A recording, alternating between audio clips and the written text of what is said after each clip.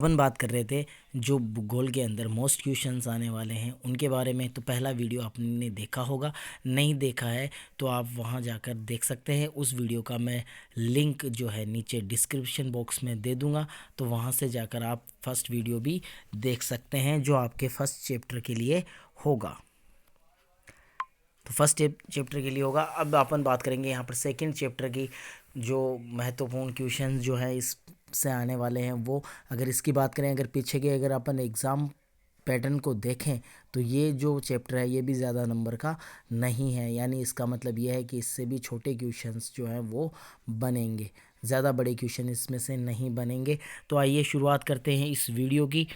और आप जो है अब हैं जो है इंस्टाग्राम और टेलीग्राम पे जाकर भी मुझे ज्वाइन कर सकते हैं। वहाँ पर जो आंसर सहित इस ये जो वीडियो है, इस वीडियो की जो पीडीएफ फाइल है वो आपको वहाँ मिल जाएगी। तो शुरू करते हैं अपन अपना ये वीडियो और लौटते हैं हम अब अपने टॉपिक की ओर। विश्व जनसंख्या वितरण, घनत्व और वृद्धि, ये आपका चैप्टर का नाम है। तो हेलो गाइस, मैं राजीव कुमार स्वामी और स्वागत करता हूँ मैं आपके अपने यूट्यूब चैनल ज्योग्राफी फैक्ट 23 पर। और शुरुआत करते हैं क्वेश्चन नंबर 1 की।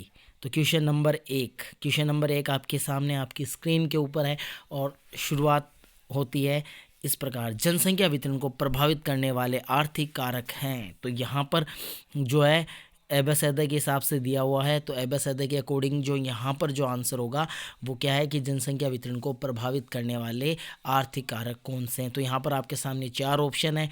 तो इसमें आप देख सकते हैं खनिज एवं नगरीकरण, ब में आपका है भू आकृति एवं औद्योगिकरण, स में है जलवायु एवं भू आकृति और द में है मृदा एवं नगरीकरण। तो यहाँ पर आपका जो राइट आंसर है वो आपका राइट आंसर होगा ए आपका यहाँ पर सही है। ठीक है, तो राइट आंसर आपका ए होगा, खनिज एवं नगरीकरण। ठीक है, ये दोनों ही आर्थिक कारण हैं जो जनसंख्या के प्रभाव या जनसंख्या को जो है वो प्रभावित करते हैं। तो दोनों ही आर्थिक कारक हैं, इसमें याद रखना। देखिए यहाँ पर अगर अपन चर्चा करें तो भू आकृति है वो भौतिक कारण है, वहीं औद्योगिक जो है वो जो है आर्थिक कारण है, वहीं जलवायु और भू आकृति है ये दोनों ही जो हैं वो आपके कौन से कारक हैं। ये दोनों ही जो कारक हैं वो कौन से कारक हो गए आपके। तो ये दोनों ही कारक हैं, ये कौन से कारक है, भौतिक कारक है। मृदा एवं नगरीकरण, तो यहाँ भी मृदा जो है वो भौतिक कारक है और नगरीकरण है वो आपका कारण हो गया। ठीक है, तो अब चर्चा करते हैं, नेक्स्ट क्वेश्चन की ओर बढ़ते हैं। तो इसका राइट आंसर ए है। नेक्स्ट क्वेश्चन है जनसंख्या वितरण को प्रभावित करने वाले भौतिक कारक निम्न में से हैं।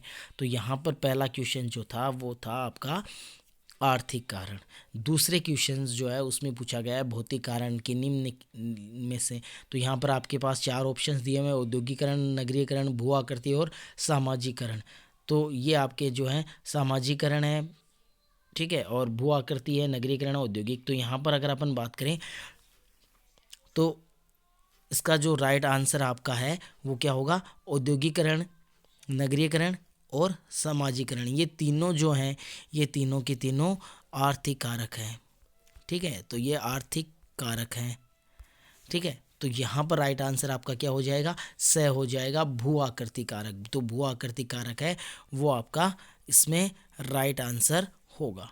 ठीक है, तो राइट आंसर आपका क्या है, भू आकृति। ठीक है, तो भू आकृति है वो आपका राइट आंसर है। ये एकमात्र इस पूरे क्वेश्चंस में ये एकमात्र ही भौतिक कारक है। बाकी के ए, ब और स, द तीनों की बात करें तो ये तीनों के तीनों आर्थिक कारक हैं। ठीक है, तो चलिए गाइस चलते हैं नेक्स्ट क्वेश्चंस की ओर। नेक्स्ट क्वेश्चन की बात करें, क्वेश्चन नंबर 3, प्रवास का अपकर्ष कारक है। तो प्रवास का जो है अपकर्ष कारक निम्न में से कौन सा है। राजनीतिक हलचल है, प्राकृतिक आपदाएं हैं, काम के बेहतर अवसर हैं और महामारियां हैं। तो इसका जो राइट आंसर आपका है वो है काम के बेहतर अवसर। ठीक है, तो यहाँ पर राइट आंसर आपका क्या हो जाएगा, काम के बेहतर अवसर जो है आपका राइट आंसर है। तो राइट आंसर आपका सही हो जाएगा, काम के जो है अच्छे अवसर जो है ये अपकर्ष कारक जो है उसके अंतर्गत आता है। नेक्स्ट की ओर चलते हैं, क्वेश्चन नंबर 4 है, एशिया में, ये देखिए कथन है एक, एशिया में बहुत अधिक स्थानों पर कम लोग और कम स्थानों पर बहुत अधिक लोग रहते हैं। ये कथन निम्न में से किस विद्वान का है। तो यहाँ पर जो आपके विद्वान हैं, विद्वानों की बात करें, एक बार आप जो है क्वेश्चंस को फिर से देखें। एशिया में बहुत अधिक स्थानों पर कम लोग और कम स्थानों पर बहुत अधिक लोग रहते हैं, ये कथन निम्न में से किस विद्वान का है? तो आपके पास चार ऑप्शन यहाँ पर हैं। ए में है राल्फ वाल्डो इमर्सन है, जॉर्ज बी क्रेसी है, थॉमस माल्थस है और निम्न में से कोई नहीं। तो इसका जो राइट आंसर आपका है वो हो जाएगा George B Cressey. George B Cressey ने ये कथन जो है वो कहा था। कौन सा कथन कहा था? कौन सा कथन कहा था? तो ये कहा था एशिया में बहुत अधिक स्थानों पर कम लोग और बहुत कम स्थानों पर बहुत अधिक लोग रहते हैं। तो ये कथन आपका है। क्वेश्चन नंबर 5 आपका यहाँ पर हो जाता है। तो क्वेश्चन नंबर 5 है, स्वर्ण से नहीं वरन केवल स्त्री और पुरुषों से एक राष्ट्र मजबूत और महान बनता है, ये कथन किसका है? ठीक है, तो यहाँ पर एक और कथन का ही क्वेश्चन है। इसमें है कि सोने से नहीं बल्कि गोल्ड की बात हो रही है ना, गोल्ड से नहीं कोई राष्ट्र महान बनता है बल्कि वहाँ के स्त्री और पुरुष हैं उनसे राष्ट्र मजबूत और महान बनता है। तो ये निम्न में से कथन है। तो इसमें आपके तीन ऑप्शन है, Ralph Waldo Emerson, George B Cressey, Thomas Malthus और निम्न में से कोई नहीं। तो इसका राइट आंसर आपका सही हो जाएगा। ठीक है, सही नंबर जो है वो आपका सही है। माल्थस जो है वो इसका राइट आंसर हो जाएगा। माल्थस ने ये कथन जो है वो कहा था। ठीक है, चलते हैं क्वेश्चन नंबर 6। तो क्वेश्चन नंबर 6, जापान का कोबेक ओसाका प्रदेश जिस कारण से सघन बसा हुआ है वह है। तो जापान का जो ओसाका प्रदेश जो है वो किस कारण से सघन बसा हुआ है, यानी वहाँ पर जनसंख्या ज़्यादा है, क्यों है? तो जापान के कोबे ओसाका में जनसंख्या ज़्यादा क्यों है, इसके लिए जो है आपको एक ऑप्शन ढूंढना है, जिसमें आपका है पहला है उत्तम जलवायु, उसके बाद में भू आकृति, तीसरा है औद्योगिकरण और चौथा है खनिजों की उपलब्धता। तो इन निम्न में से कौन सा कारण है जिस कारण के चलते जो है ये ज़्यादा सघन बसा हुआ है? तो इसका रबी राइट आंसर क्या होगा? सह होगा औद्योगिकरण। ठीक है, तो औद्योगिकरण जो है वो इसका महत्वपूर्ण कारण है, जिसकी वजह से कोबे ओसाका जो जापान का प्रदेश है वो काफ़ी ज़्यादा सघन बसा हुआ है। चलिए नेक्स्ट क्वेश्चन की ओर। नेक्स्ट क्वेश्चन आपका है, किस विद्वान ने कहा था कि लोगों की संख्या खाद्य आपूर्ति की अपेक्षा अधिक तेज़ी से बढ़ेगी? ठीक है, तो ये जो कथन जो है वो किस विद्वान का है कि किस विद्वान ने कहा था कि लोगों की संख्या जो है वो खाद्य आपूर्ति की अपेक्षा अधिक तेज़ी से बढ़ेगी? तो ये कथन जो है वो किसका है? ये कथन भी आपके थॉमस माल्थस का है। ठीक है, तो ये कथन भी इन्हीं का ही है। तो इसका राइट आंसर क्या हो जाएगा? थॉमस माल्थस जो है इसका हो जाएगा। क्वेश्चन नंबर 8 की ओर, प्रवास को प्रभावित करने वाले प्रतिकर्ष कारक हैं। ठीक है, तो पहले जो अपन ने चर्चा की थी वो थी अपकर्ष कारक की, जिसमें काम के बेहतर अवसर जो थे वो इसका राइट आंसर था। प्रवास को प्रभावित करने वाले प्रतिकर्ष कारक क्या हैं? प्राकृतिक आपदाएं, बेरोजगारी, प्रतिकूल जलवायु।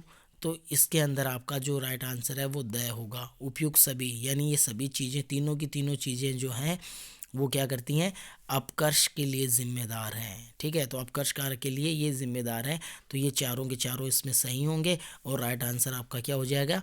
उपयुक्त सभी इसमें जो है राइट आंसर आपका होने वाला है। चलिए नेक्स्ट क्वेश्चन की ओर बढ़ते हैं। उम्मीद है कि आप लोगों को ये वीडियो समझ में आ रही होगी। तो आपका क्वेश्चन है, 21वीं शताब्दी के आरंभ में विश्व की जनसंख्या कितनी थी? तो 21वीं शताब्दी की अगर अपन बात करें तो 21वीं शताब्दी में विश्व की जो पॉपुलेशन थी वो 600 करोड़ थी। ठीक है, तो राइट आंसर है वो 600 करोड़ आपका हो जाएगा, क्योंकि प्रारंभ की बात की है। ठीक है, तो अभी तो जो है 814 करोड़, 800 करोड़ से भी ज़्यादा है। ठीक है, सन 2013 में 714 करोड़ थी।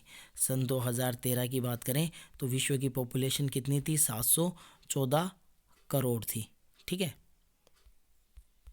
714 करोड़ जो पॉपुलेशन है वो थी। ठीक है, तो लेकिन ये अब बात है सन 2013 की, यहाँ बात चल रही है 21वीं शताब्दी की। तो 21वीं शताब्दी की शुरुआत की बात करें तो ये जो पॉपुलेशन थी वो 600 करोड़ ही थी आपकी। ठीक है, तो राइट आंसर आपका 600 करोड़ हो जाएगा। ठीक है, उसके बाद में नेक्स्ट चलते हैं, जीवन व संपत्ति की सुरक्षा तथा काम के बेहतर अवसर किस प्रवास के कारक हैं? तो इसमें आपका जो राइट आंसर है वो क्या होगा? अपकर्ष होगा। ठीक है, अपकर्ष आपका राइट आंसर है। ठीक है, संपत्ति व जीवन की सुरक्षा तथा काम के बेहतर अवसर। ठीक है, तो ये अपकर्ष है। ठीक है। तो यह इस हिसाब से आपके ये जो क्वेश्चंस हैं वो यहाँ पर कम जो हैं छोटे वाले क्वेश्चंस हैं वो। अब आप यहाँ पर बात करेंगे अपन बड़े वाले क्वेश्चंस की। तो बड़े वाले क्वेश्चंस में देखिए आप जो अतिरिक्त जो है एबेसद आपके हो चुके हैं, अब ये अति लघुत्रात्मक है। देखिए जनसंख्या घनत्व ज्ञात करने का सूत्र लिखें। तो जनसंख्या ज्ञात करने का जो सूत्र है वो इस प्रकार से है, जनसंख्या घनत्व बराबर जनसंख्या भाग क्षेत्रफल। ठीक है, या आप इसको आप ऐसे भी लिख सकते हैं, आप अपने अकॉर्डिंग भी इसको लिख सकते हैं, जैसे जनसंख्या बट्टा क्षेत्रफल। ठीक है, तो ये दोनों ही कंडीशंस में क्या है, सही है। ठीक है, अगर आप जनसंख्या बट्टा क्षेत्रफल लिखते हैं तब भी आप सही हैं, तब भी आपके जो नंबर हैं वो नहीं कटेंगे। और अगर आप इसी प्रकार जिस प्रकार से ये दिया हुआ है अगर सेम टू सेम ऐसा ही लिखते हैं तब भी आपके नंबर नहीं कटेंगे। ठीक है, लेकिन आप फिर भी जो है आप वही तरीका जो है अपनाएं। ठीक है, जो आपको अच्छा लगे या आप आज तक आपने पढ़ा है तो वो तरीका यही होगा कि जनसंख्या बट्टा क्षेत्रफल। ठीक है, तो जनसंख्या बट्टा क्षेत्रफल आप लिख सकते हो, तो ये आपका इसका आंसर हो जाएगा। नेक्स्ट क्वेश्चन की ओर बढ़ते हैं। अफ्रीका के एक खनिज क्षेत्र का नाम बताएं जहां सघन जनसंख्या पाई जाती है। तो अफ्रीका का जो सबसे सघन बसा हुआ क्षेत्र है, खनिज क्षेत्र के बारे में बताना है। ठीक है, ऐसे नहीं बताना है कि वो औद्योगिक तरीके से हो, तो औद्योगिक यहाँ बात नहीं चल रही है। क्वेश्चंस में पूछा क्या है, खनिज क्षेत्र पूछे, इसलिए खनिज क्षेत्र ही बताने हैं। तो इसका राइट आंसर है कटगा तांबा, जो आपका है वो इसका राइट आंसर हो जाएगा। ठीक है, तो राइट आंसर क्या होगा, कटगा जाम्बिया तांबा क्षेत्र जो है इसका राइट आंसर आपके है। ठीक है, तो ये आपका राइट आंसर है और ये इसका आंसर सही है। बीच में जो थोड़ा सा रुकावट या खेद हुई उसके लिए मैं माफ़ी चाहूँगा, क्योंकि कभी कभार जो है सॉफ्टवेयर सही से काम नहीं करने की वजह से ऐसी प्रॉब्लम्स हैं वो आ जाती हैं। ठीक है, तो नेक्स्ट क्वेश्चन की ओर चलिए, नेक्स्ट क्वेश्चन की ओर बढ़ते हैं।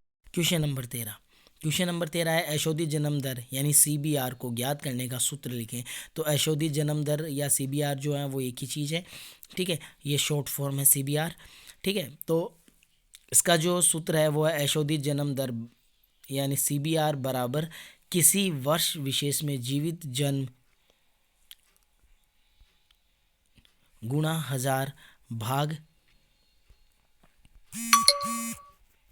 100।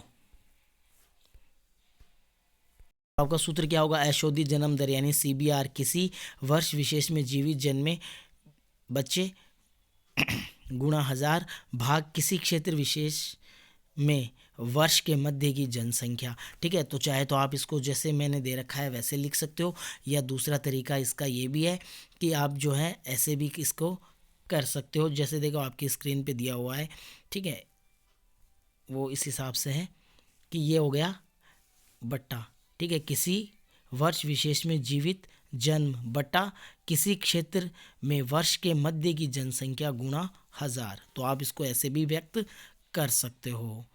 ठीक है, समझ में आ रहा है कि नहीं आ रहा। देखो इसमें ज़्यादा कुछ ही नहीं करना है कि अगर आप ये तरीका नहीं अपनाना चाहते हो तो आप इसको ऐसे ही रहने दो। आपको क्या करना है, किसी वर्ष विशेष में जीवित जन्म, ठीक है, इसके नीचे आपको बट्टा लगा देना है। बट्टा लगाकर किसी क्षेत्र विशेष में वर्ष के मध्य जनसंख्या और गुणा 1000। तो आप इसको ऐसे भी व्यक्त कर सकते हो। ठीक है, ये मोस्ट क्वेश्चन है भाई, मोस्ट है ये। ठीक है, ये आपको याद रखना ही है, क्योंकि ऐसे क्वेश्चंस जो हैं वो एग्ज़ाम में पूछे जा सकते हैं, क्योंकि ऐसे क्वेश्चन याद रखना मुश्किल होता है। चलिए नेक्स्ट क्वेश्चन की ओर बढ़ते हैं। नेक्स्ट क्वेश्चन है अशोधित मृत्यु दर ज्ञात करने का सूत्र। तो अशोधित मृत्यु दर ज्ञात करने का सूत्र है, तो ये भी वही है, किसी वर्ष विशेष में मृतकों की संख्या बटा उस वर्ष के मध्य अनुमानित जनसंख्या और गुणा 1000। तो ये भी यही है, यहाँ पर बट्टा लगा तो ये होगा किसी वर्ष विशेष में मृतकों की संख्या बटा उस वर्ष के मध्य अनुमानित जनसंख्या गुणा 1000। ठीक है, तो ये आपका इस प्रकार से हो जाएगा। ठीक है, तो कोई इसमें दिक्कत मुझे नहीं लगती है कि आप नहीं कर पाओगे, आसानी से कर पाओगे। चलिए नेक्स्ट क्वेश्चन की ओर बढ़ते हैं। क्वेश्चन नंबर 15 है, ठीक है। तो क्वेश्चन नंबर 15 क्या कहता है, जनसंख्या वृद्धि को परिभाषित कीजिए। तो जनसंख्या वृद्धि है वो क्या है, तो जनसंख्या वृद्धि के लिए जो है परिभाषा है, दो निश्चित समय अंतरालों के बीच एक क्षेत्र विशेष में रह रहे लोगों की संख्या में परिवर्तन को जनसंख्या वृद्धि कहा जाता है, ठीक है।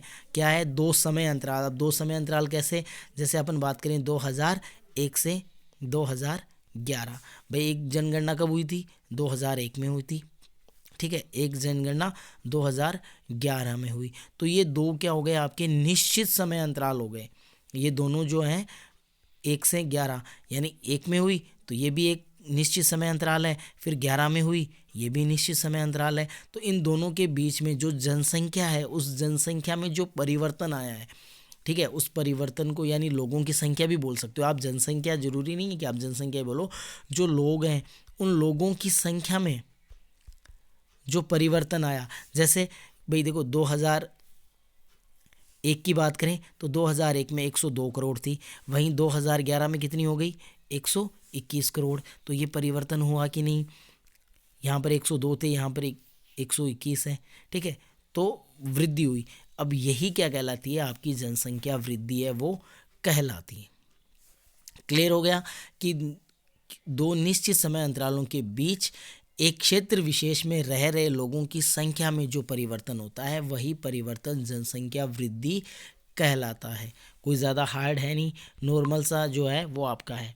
नेक्स्ट, जनसंख्या वितरण किसे कहते हैं, तो जनसंख्या वितरण देखिए यहाँ पर आपको ध्यान देने की आवश्यकता है कि एक तो होता है जनसंख्या वितरण, ठीक है, एक तो ये जनसंख्या वितरण है, एक होता है घनत्व, ठीक है, एक होता है घनत्व, एक होता है वितरण।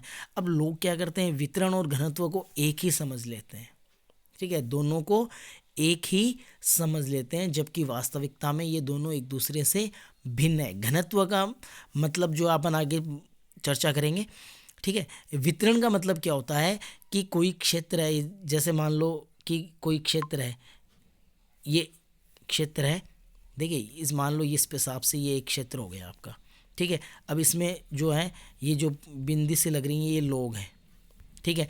अब ये क्या है, ये जो बिंदी है ये क्षेत्र की बाउंड्री है, और इस क्षेत्र के अंदर जो ये बिंदु लग रहे हैं ये बिंदु क्या है, जनसंख्या है। तो अब ये क्या बता रहा है, क्या बता रहा है, जनसंख्या का फैलाव बता रहा है, ठीक है।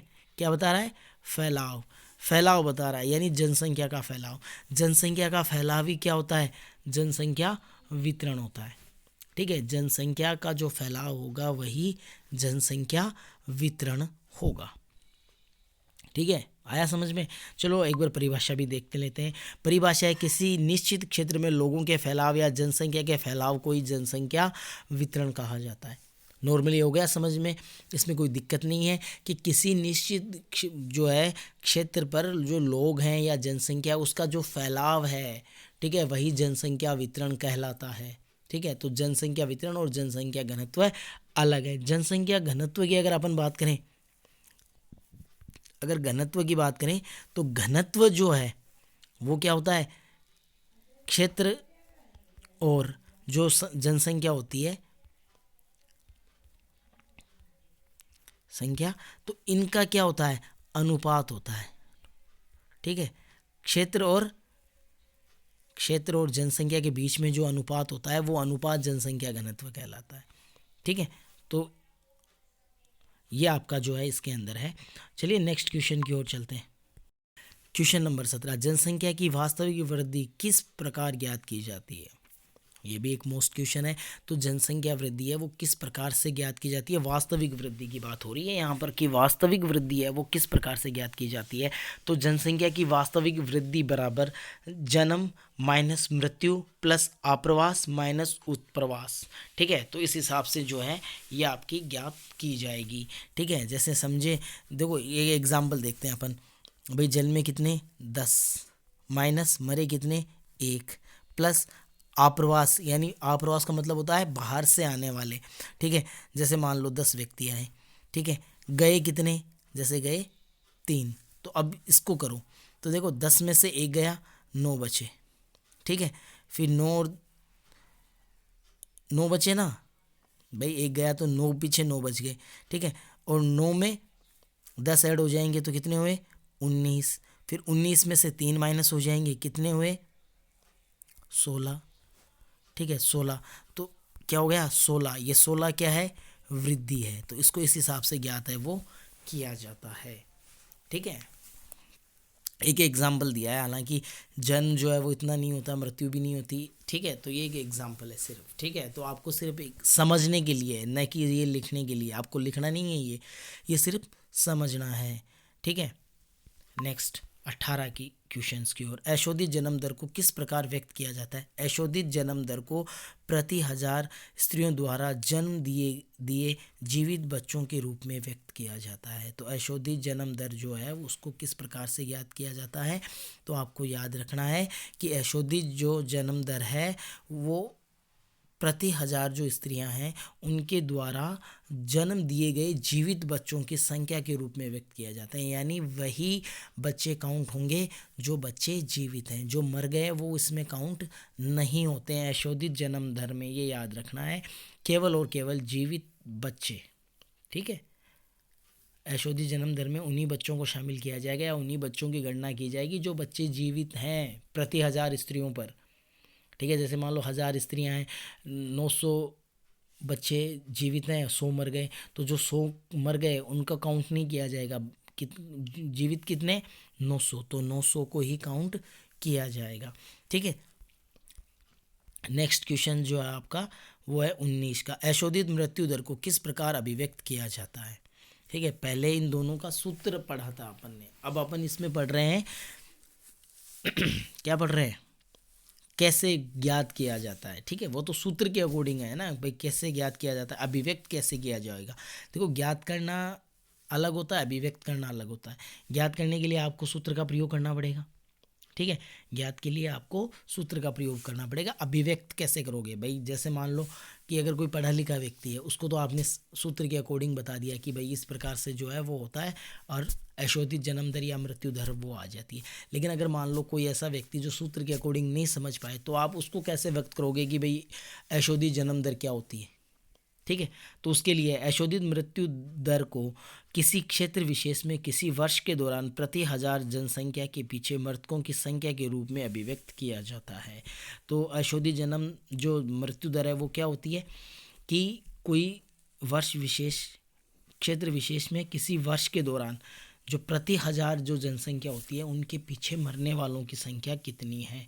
ठीक है, तो इस रूप में इसको व्यक्त किया जाता है। ठीक है, मरने वालों की संख्या पर किसी निश्चित क्षेत्र में किसी वर्ष के दौरान। ठीक है, और प्रति 1000 के हिसाब से इसको व्यक्त किया जाता है, और जो जन्म दर है आपकी वो भी प्रति 1000 के द्वारा ही व्यक्त की जाती है। प्रवास के उद्गम स्थान से क्या अभिप्राय है? तो प्रवास का उद्गम स्थान क्या होता है भाई? जब लोग एक स्थान से दूसरे स्थान पर जाते हैं तो वह स्थान जहाँ से लोग गमन करते हैं उद्गम स्थान कहलाता है, और ये जनसंख्या की कमी को दर्शाता है। ठीक है, तो उद्गम स्थान क्या होता है कि जब लोग एक शहर को छोड़कर दूसरे शहर में जाते हैं तो जहाँ से वो छोड़ के गए हैं वही उद्गम स्थान होगा। इसको इस प्रकार समझे आप, जैसे दो प्रदेश हैं, ठीक है, ए और बी। अब ए से लोग कहाँ आ गए? बी पर आ गए।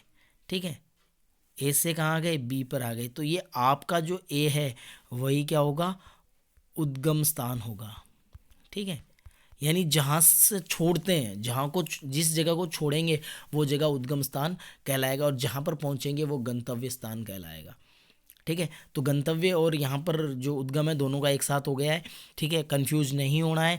जब लोग एक स्थान से दूसरे स्थान पर जाते हैं तो वह स्थान जहाँ से लोग गमन करते हैं उद्गम स्थान कहलाता है।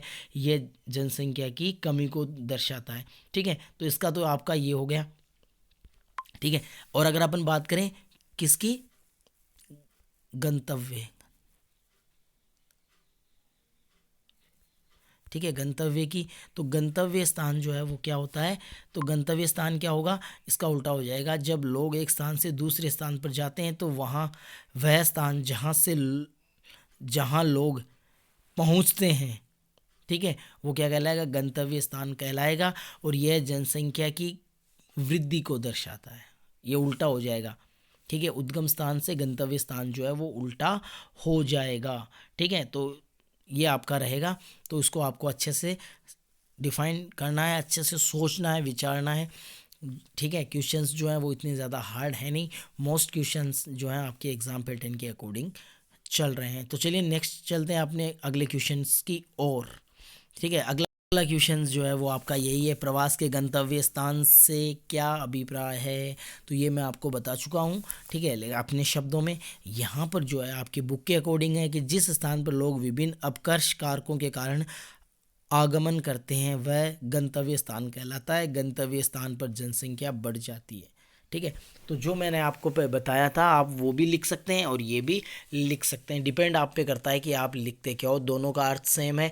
ठीक है, जो मैंने आपको बताया वो मैंने अपने अकॉर्डिंग बताया है। ठीक है, अपनी लैंग्वेज में बताया, जबकि जो आपके सामने अभी आपकी स्क्रीन पर जो गंतव्य स्थान के बारे में दे रखा है वो आपकी बुक के अकॉर्डिंग है। ठीक है, दोनों ही चीज़ें जो हैं आपकी बिल्कुल सही होने वाली हैं, गलत नहीं होंगी।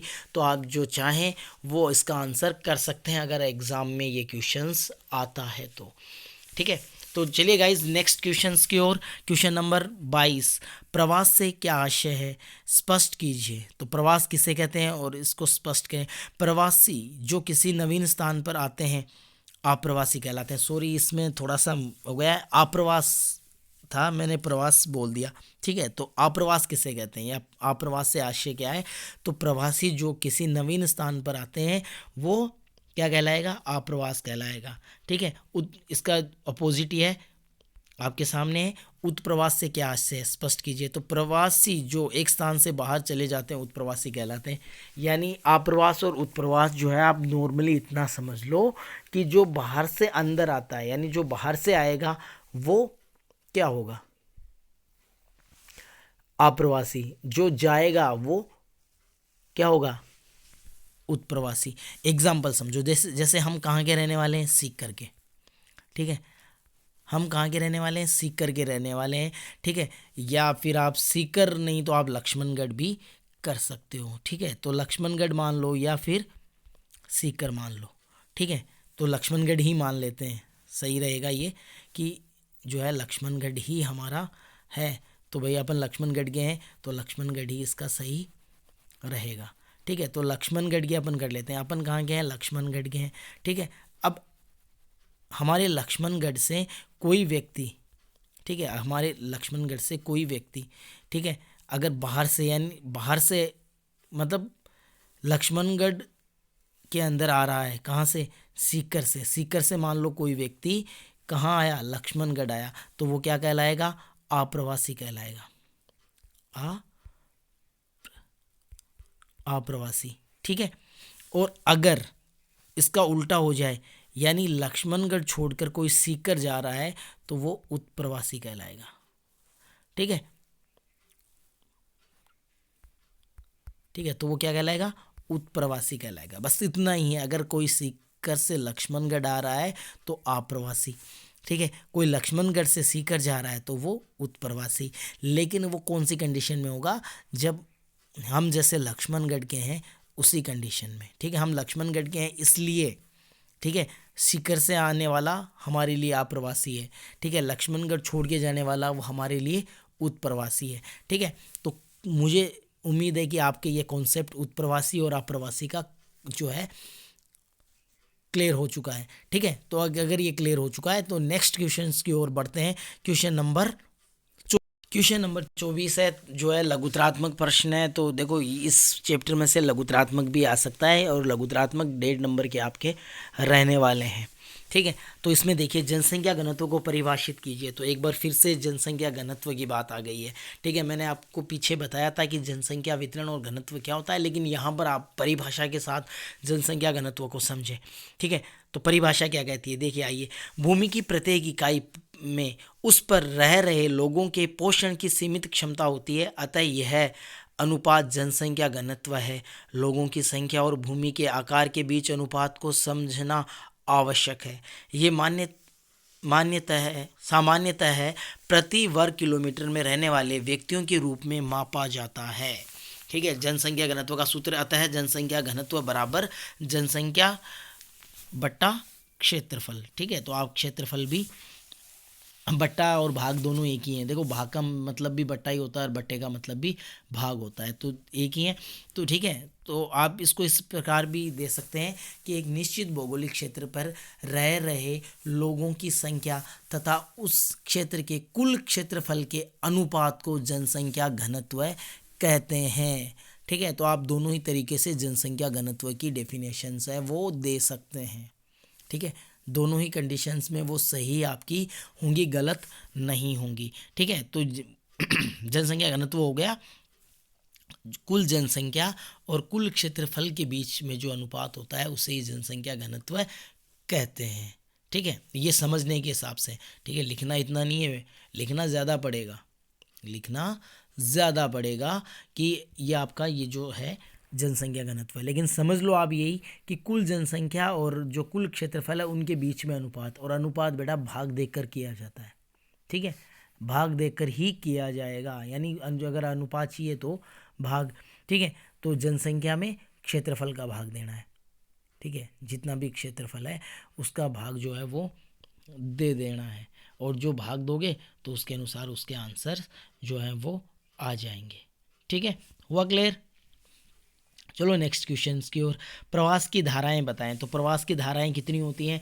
तो देखो, किसी व्यक्ति या व्यक्तियों के समूह द्वारा अपने निवास स्थान का स्थायी परिवर्तन प्रवास कहलाता है। ठीक है, तो प्रवास किसे कहते हैं कि कोई व्यक्ति या कोई व्यक्ति समूह है। देखो प्रवास जो है अकेले भी हो सकता है और समूह में भी हो सकता है, इसलिए व्यक्ति और व्यक्ति समूह दोनों का नाम यहाँ पर दिया है। तो वो अपने निवास स्थान को परिवर्तित या परिवर्तन करते हैं, स्थायी परिवर्तन कर लेते हैं हमेशा हमेशा के लिए, तो वो कहलाएगा प्रवास। यह स्थायी, अस्थायी तथा मौसमी हो सकता है। प्रवास जो है वो कितना हो सकता है? अलग अलग प्रकार से हो सकता है, मोस्टली 3 हो सकता है। एक तो स्थायी प्रवास, ऐसा प्रवास जिसमें लोग एक स्थान को छोड़कर दूसरे स्थान पर चले जाते हैं और वापस कभी भी जो है वहाँ नहीं आते, यानी हमेशा हमेशा के लिए छोड़कर चले गए। ठीक है, तो ऐसा प्रवास स्थायी प्रवास कहलाता है।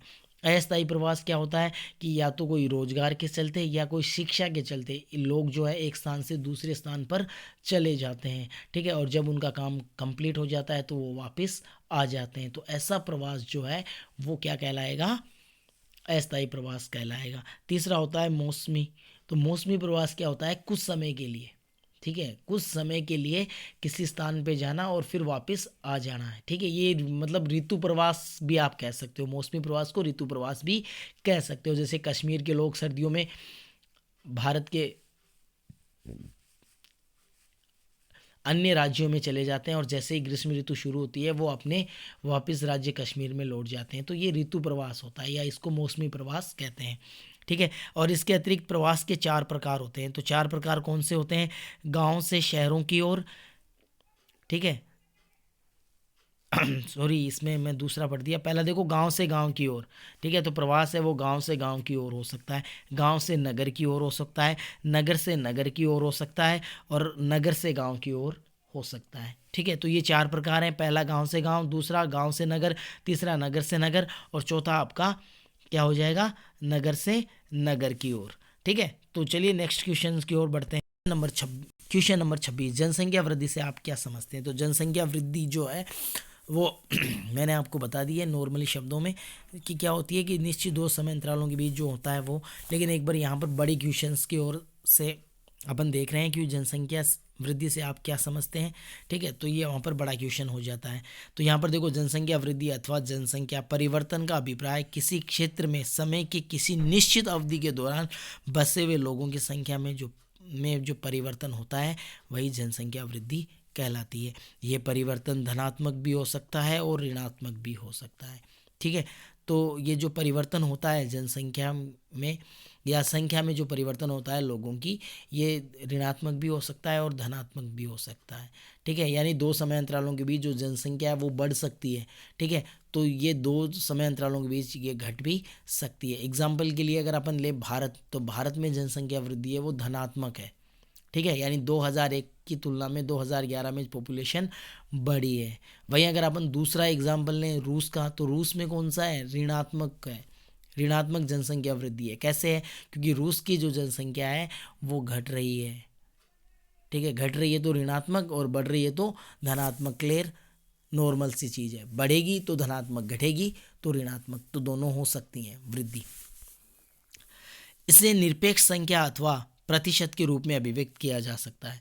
तो जो जनसंख्या वृद्धि है उसको निरपेक्ष संख्या में भी आप प्रदर्शित कर सकते हैं या फिर प्रतिशत में भी व्यक्त किया जा सकता है। तो दोनों ही कंडीशन में इसको आसानी से व्यक्त अपन कर सकते हैं। नेक्स्ट क्वेश्चन जो है, यदि आपको जनसंख्या पर नियंत्रण करना है तो कौन से दो सुझाव प्रभावशाली होंगे। तो ये क्वेश्चन जो है वो मोस्ट है, ठीक है भाई, मोस्ट क्वेश्चन है ये, इसको आपको अच्छे से तैयार करना है। मोस्ट है, मोस्ट है तो मोस्ट है, ठीक है।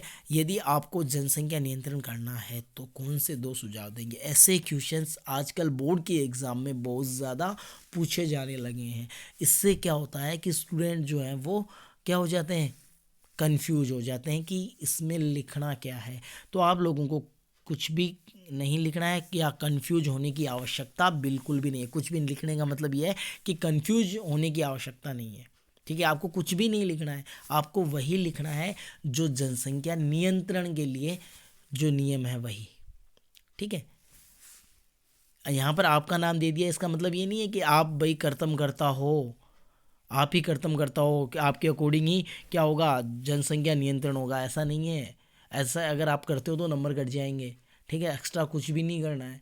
चीज़ें क्या है, जनसंख्या नियंत्रण की जो चीज़ें हैं जो हमारे बुक्स में है, ठीक है, तो वही हम यूज करेंगे, ठीक है, अदरवाइज़ यूज़ नहीं करेंगे। और ये चीज़ें बुक में अंदर आसानी से हैं, लेकिन यहाँ पर कुछ लोग जो है ना वो कंफ्यूज हो जाते हैं। पूछ लिया कि भाई आप, यानी मुझसे पूछा है इसलिए मैं बताऊंगा, ऐसा नहीं करना है। आपसे नहीं पूछा है, बल्कि जो है कम से कम 5-6 लाख लोग जो हैं वो एग्ज़ाम देंगे, ठीक है।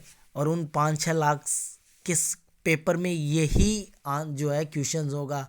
तो इसमें आपसे कहाँ पूछा है, आपसे व्यक्तिगत आके पूछा है क्या बोर्ड ने कि भाई आप क्या दोगे।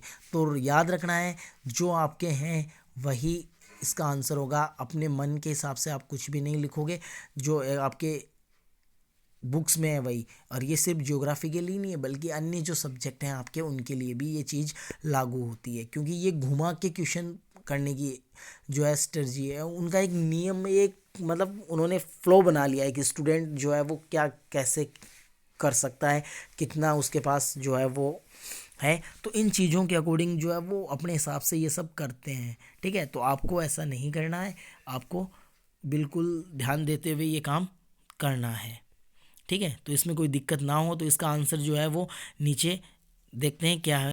तो यह है, यदि आपको जनसंख्या नियंत्रण पर जो है सुझाव आपसे मांगे हैं तो दो सुझाव आपको देने। जनसंख्या नियंत्रण हेतु सुझाव, पहला, परिवार नियोजन कार्यक्रमों को अपनाकर बच्चों के जन्म को रोका जा सकता है तथा इनमें समय अंतराल भी रखा जा सकता है। इसके लिए परिवार नियोजन कार्यक्रम का प्रचार तथा गर्भ निरोधक की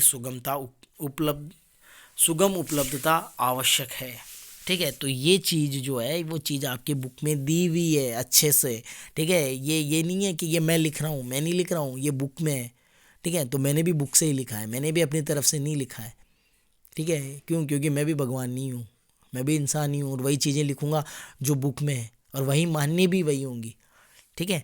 तो मेरा मान्य वही होंगी जो आपकी बुक में है। आप अपने अकॉर्डिंग कुछ लिखते हो तो वो मान्य नहीं होगा, ठीक है।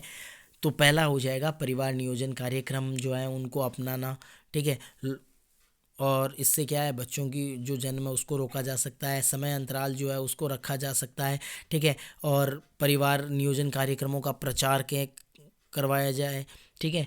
और जो निरोध की सुगमता और सुगम उपलब्धता है वो आवश्यक हो, ठीक है। यानी आसानी से जो है ये गर्भ निरोधक और जो आपके परिवार नियोजन कार्यक्रम है इनको लोगों के बारे में इनको बताएं, और साथ ही साथ इनमें काम में आने वाली चीज़ें आसानी से उपलब्ध भी हो जाएं, ठीक है। तो ये जो है जनसंख्या नियंत्रण को रोक सकता है। क्वेश्चन जो है उसका आंसर। अब अपन बात करते हैं दूसरे की बात करें तो दूसरा है, छोटे परिवार रखने के लिए जन जागरूकता उत्पन्न करना भी आवश्यक है।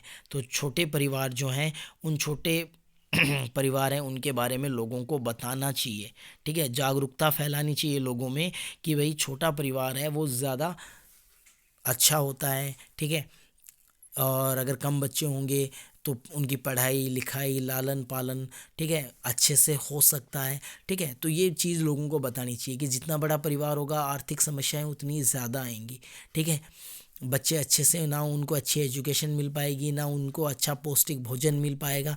ठीक है, तो ये चीज़ लोगों को बतानी चाहिए। जन जागरूकता द्वारा लोगों को छोटे परिवार का महत्व समझाया जा सकता है।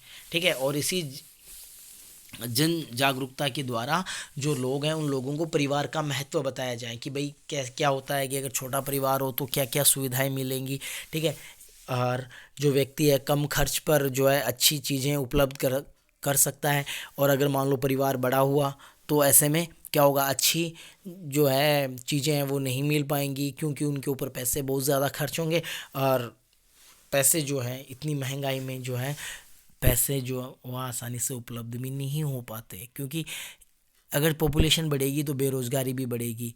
ठीक है, बेरोज़गारी बढ़ेगी, साथ ही साथ जो आय है आय का स्तर भी गिरेगा। क्योंकि अगर ज़्यादा लोग यानी ज़्यादा लोग काम करने वाले होंगे तो उनको कम पैसे में रखा जाएगा, और कम पैसे में रखा जाएगा और बड़ा परिवार हो तो उसका लालन पालन कैसे हो सकता है।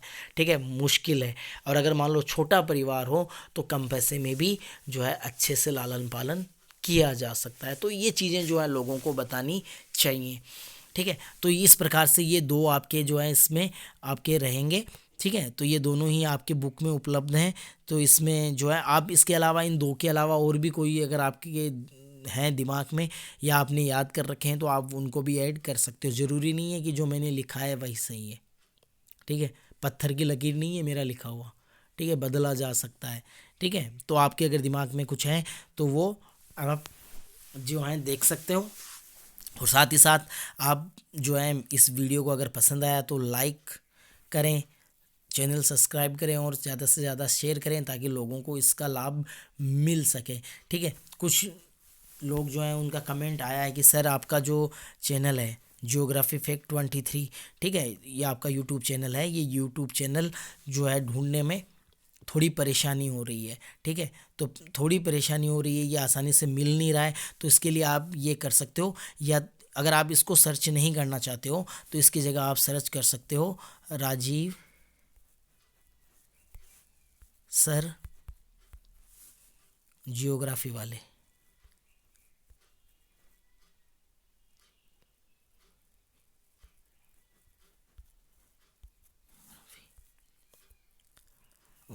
ठीक है, तो या तो आपको जियोग्राफिकल फैक्ट 23 के नाम से मिल जाएगा। अगर नहीं मिलता है तो आप ये भी सर्च कर सकते हो राजीव सर जियोग्राफी वाले। और जो भी आप जब सर्च करोगे तो उसके ऊपर मेरी फ़ोटो लगी हुई मिलेगी आपको। ठीक है, तो वहाँ से जाकर आप इसको कर सकते हो। चैनल को लाइक सब्सक्राइब और शेयर भी आपको करना है। ज़्यादा से ज़्यादा वीडियो देखें और इसका फ़ायदा लें। ठीक है, ये वीडियो मैं अपने फ़ायदे के लिए नहीं बल्कि आप लोगों के लिए फ़ायदे के लिए बना रहा हूँ, और वो भी बिना किसी कॉस्ट में। अगर आप ट्यूशन करने जाते हो तो इसके लिए आपको अलग से पैसे पे करने पड़ते हैं। ये मान लो एक तरह का ये आपका जियोग्राफी का ट्यूशन्स जो है वो फ्री में हो रहा है। ठीक है, तो मैं आप लोगों के लिए मेहनत कर रहा हूँ। ठीक है, आप लोगों के लिए ऐसे ऐसे जो है मोस्ट क्वेश्चन छांट के ला रहा हूँ। ठीक है, तो देखो इसमें मेहनत लगती है मेरी, और मैं मेहनत क्यों कर रहा हूँ, आपके भविष्य आपके फ्यूचर के लिए। ठीक है, मुझे पैसे नहीं चाहिए। ठीक है, तो अब यहाँ पर आप ये मत सोचना कि सर ये बोल रहे हैं तो पैसे लेंगे, पैसे नहीं चाहिए।